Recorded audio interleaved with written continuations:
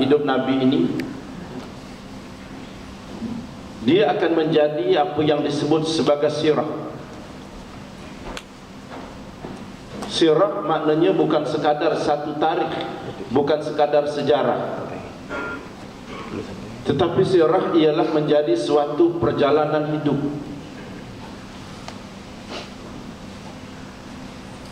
Menjadi uswatun hasanah, menjadi suatu ikutan yang terbaik. Maka kalau kita hendak kepada satu perjalanan hidup manusia yang bersih, maka perjalanan itu ada kepada Nabi kita Muhammad sallallahu alaihi wasallam. Kerana ia menggambarkan satu ajaran yang suci melalui kalamullah yang suci dan dibawa oleh Jibril yang disucikan oleh Allah. Maka sebab itu Al-Quran akan diturunkan kepada manusia yang suci, dan Al-Quran itu boleh hidup dalam jiwa manusia yang suci, ataupun sekurang-kurangnya jiwa manusia yang ingin mencari kesucian di dalam kehidupan.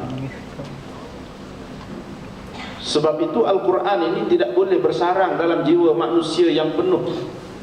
Jiwa mereka bersimpang siur dengan niat-niat lain yang lain daripada kesucian pada Allah Subhanahu wa taala.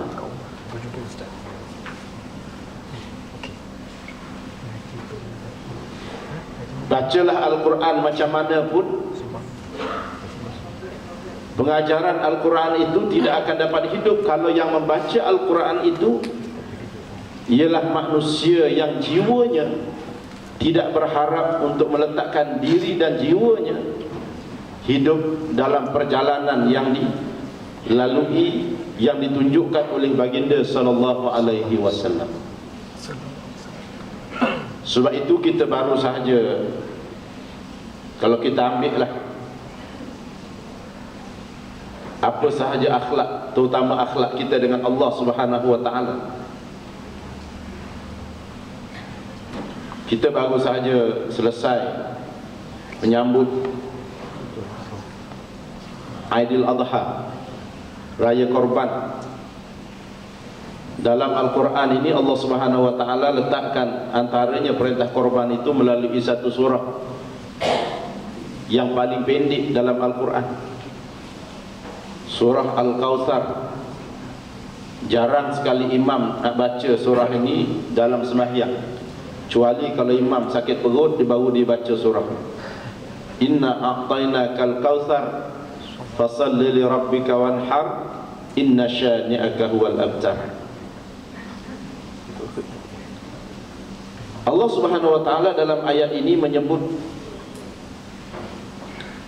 selepas daripada Allah Subhanahu wa taala turunkan ayat di dalam dan diletakkan surah ini selepas daripada surah Al-Ma'un, yang mana dalam surah ini Allah memperlihatkan bagaimana akhlak manusia yang betul-betul jiwa mereka, hati mereka, perasaan mereka, tawajuhnya ialah kepada Allah Subhanahu wa taala, bersih dan suci. Maka sebab itu apabila Allah Subhanahu wa taala memerintahkan manusia dengan sembahyang fasalli, dan memerintahkan manusia dengan berkorban wanhar, maka Allah letakkan di sana li rabbika fasalli li rabbika, maka sembahyanglah untuk Tuhan kamu dan berkorbanlah untuk Tuhan kamu. Kenapa Allah tak kata sembahyang saja? Kenapa Allah tak kata korban saja?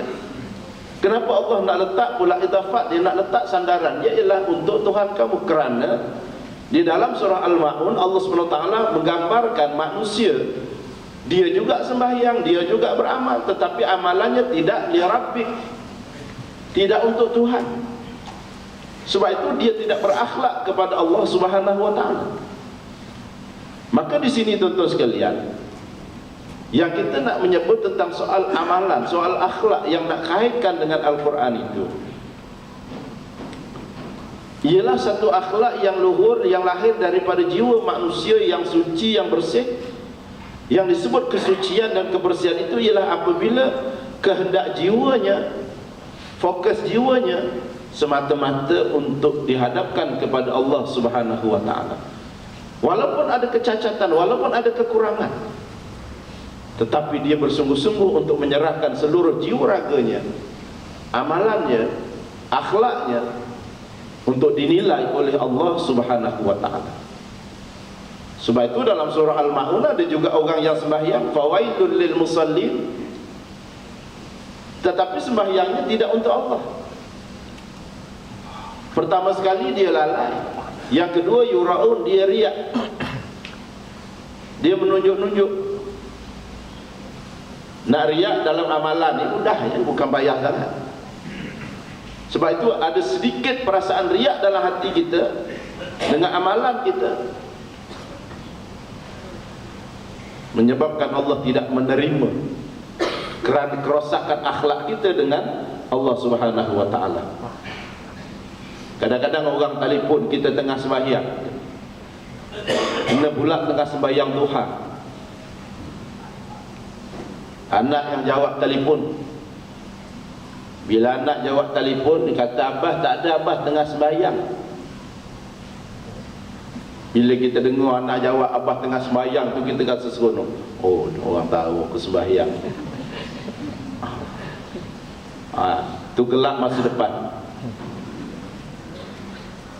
Ada satu masa pula dia sembahyang tak macam mana, sembahyang asar terlewat kerana masalah jam, tengah jalan balik-balik dengan hujannya, dengan jamnya, balik sampai rumah 6.45, maka 6.55 masuk maghrib lah.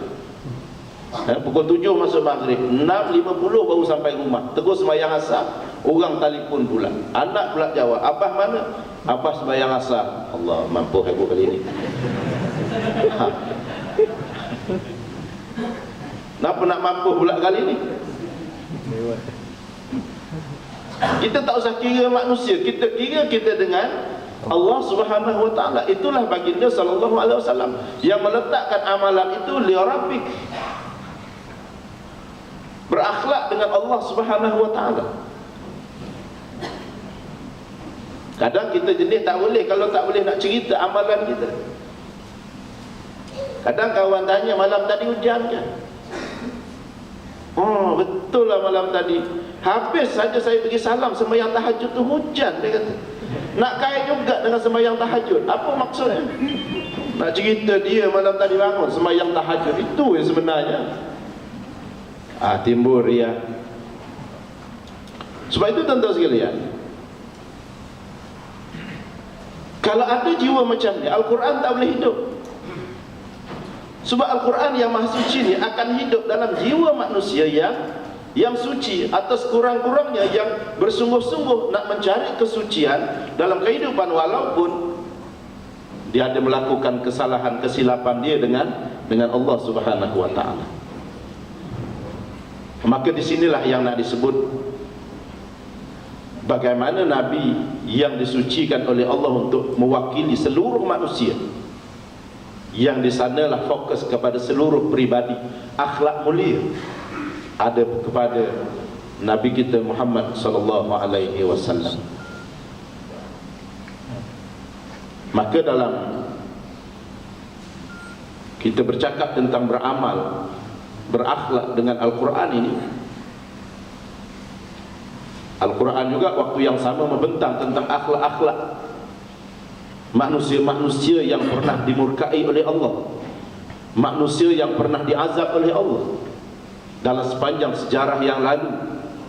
Sebab itu antara salah satu daripada fokus Al-Quran ialah menceritakan kaum-kaum, umat-umat yang terdahulu, kerana Allah tidak memberi pengajaran kepada manusia bahawa manusia umat Nabi Muhammad ini yang bermanfaat di sisi Allah ialah apabila mereka boleh hidup dengan perjalanan yang ditunjukkan oleh Nabi kita Muhammad sallallahu alaihi wasallam, atau sekurang-kurangnya fokus dan keinginan kita yang begitu kuat, kesungguhan kita untuk mencontohi kehidupan baginda sallallahu alaihi wasallam daripada segala sudut.